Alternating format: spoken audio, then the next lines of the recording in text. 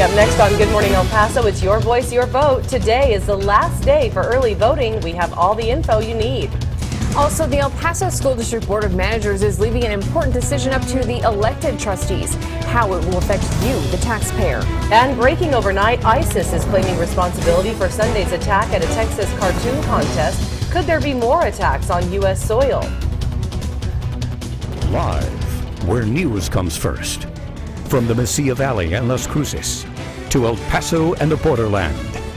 This is ABC7's Good Morning El Paso.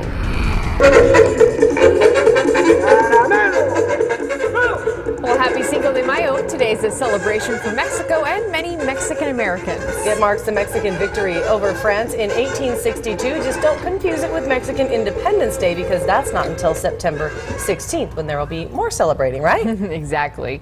Well, good morning, El Paso, Las Cruces, and Juarez. I'm Stephanie Valle. And I'm Hillary Floren. Good morning, everyone. So how will the weather be if you are heading out for any celebrations later today? Well, we can tell you right now, it looks like those winds are kicking up, as you can see from our exclusive ABC7 mountain cam atop the Franklins.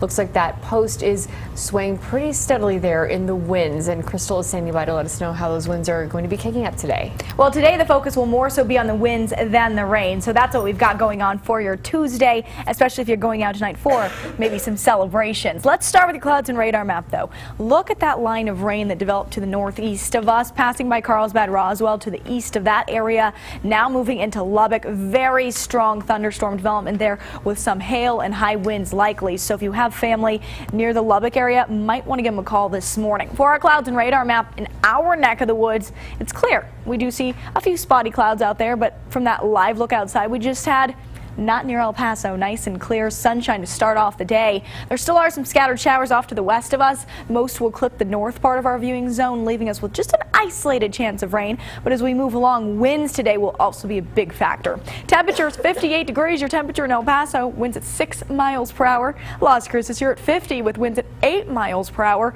Great start to the morning. Temperatures ahead of us to warm, but they will be cooler than they have been. We'll talk temps and those wind speeds for this afternoon in just a few minutes. Okay, Crystal, thank you. And now to some breaking overnight news. ISIS is claiming responsibility for the attack outside Sunday's Prophet Muhammad cartoon contest in Garland, Texas. And worse, ISIS warned of more attacks to come. In a broadcast on its official radio channel today, the group said 2 Al-Khalifa soldiers attacked the event. Al-Khalifa is how ISIS refers to its soldiers. The 2 gunmen, Elton Simpson and Nadir Sufi, wounded a security guard before police shot and killed them.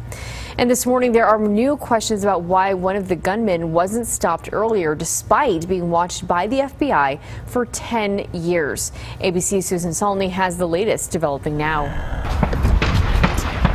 The police in Garland, Texas say it could have been so much worse. 2 Islamic extremists armed with assault rifles intended to shoot hundreds of people, but they were outgunned by a lone traffic cop and his pistol. The group holding the Muhammad cartoon contest, the American Freedom Defense Initiative, it's been called an anti-Muslim hate group by the Southern Poverty Law Center. We are here for freedom. Everything else is smear. Outside, the gunman, 30-year-old Elton Simpson, seen in this selfie obtained by ABC News, and his roommate Nadir Sufi pulled into the parking lot, get out of their car, and start shooting. The traffic cop returns fire and shoots them both dead. He did a very good job and probably saved lives. The FBI had been investigating Simpson since 2006. He had been arrested once for trying to fight alongside an al-Qaeda group in Somalia. He grew up in a Christian family in this Phoenix neighborhood before turning to Islam after a car accident ended his chances of playing basketball in college. He was convicted of lying to FBI agents, only sentenced to probation but put on the no-fly list. His growing dismay with his country captured on Twitter. On April 23rd, he wrote of the upcoming cartoon drawing contest in Texas, saying, "When will they ever learn?" The attack has produced one man being hailed as a hero, the traffic cop who shot the gunman. He's at home now recovering from a leg injury and expected to fully recover. Susan Solney, ABC News, Washington. It's Your Voice, Your Vote. Today is the last day for early voting for the May 9th elections. You can early vote anywhere in El Paso until 7 o'clock tonight. On Election Day this Saturday, your assigned voting location is your only option. If you're still not sure what exactly is on the ballot, you can find out by simply going to KVIA.com. You can also watch the debate for El Paso City Council District 1, West and South Central El Paso. Well, one thing that will be decided in Saturday's elections is who will be elected to El Paso School District Board of Managers. The current Board of Managers was put in control by the Texas Education Commissioner after the district's cheating scandal.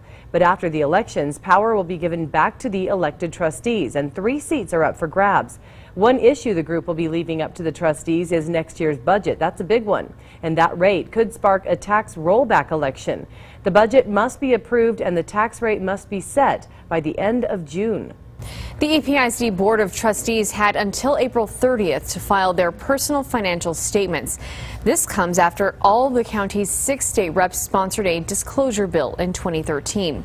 This law came into being after at least 10 people pleaded guilty to either bribing or taking bribes in El Paso County's largest school districts. It went into effect this year and will sunset in 2019. And while the goal is to keep elected officials honest, not all trustees were on board with making their personal finances public. Even if a trustee resigns or chooses to not run again, they have to file or face fines up to $10,000 and 6 months in jail. All this is going to do, in my mind, is going to dissuade people from becoming board members, and it's ultimately going to hurt the very children we're trying to help. After 14 years with the district, YSD trustee Marty Reyes is choosing not to run again. Even so, she had to file, which she did, according to the district, along with the 6 other YSD board members.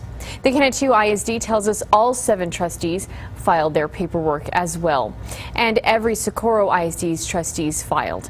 The ones who didn't, the EPISD Board of Managers, who were not elected but appointed after the corruption surfaced at EPISD.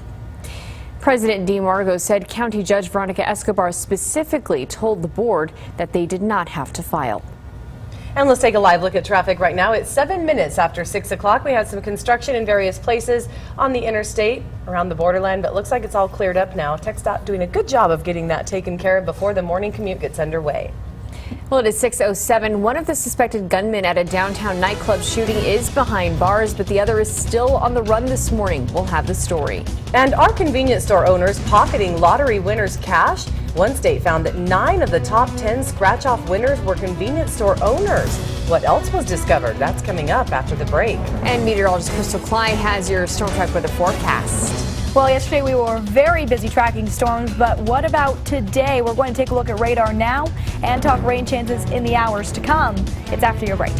Thanks, Crystal. This is ABC 7, where news comes first.